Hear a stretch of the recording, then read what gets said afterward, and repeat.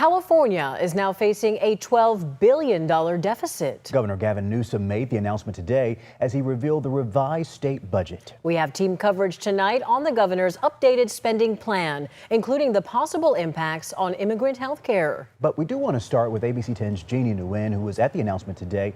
And Jeannie, you're talking to people on both sides of this issue. Chris and Laura, this morning the governor announced a $322 billion budget with a $12 billion deficit. And as you recall from his January budget proposal, he expected the state by now would be in a budget surplus. Tonight, Republican lawmakers say that the state has a spending problem and that this will not help the state in the long run. We were off. We were significantly off.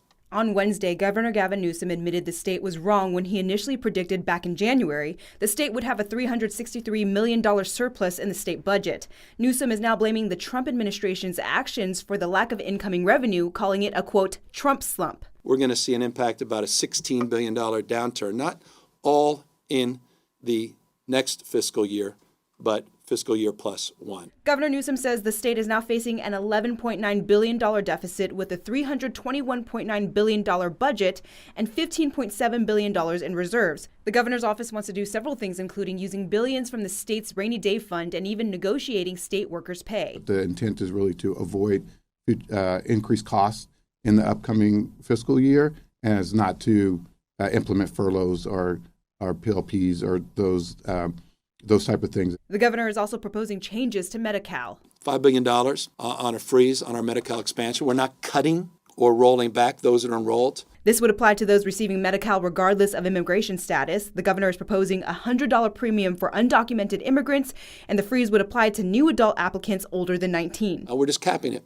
particularly for those without documentation. In response, Republican lawmakers say the state cannot continue to provide Medi-Cal services to people without documentation. We just simply can't afford it. And he's acknowledging that by this budget's adjustment. And in future budgets, I think we're going to see more.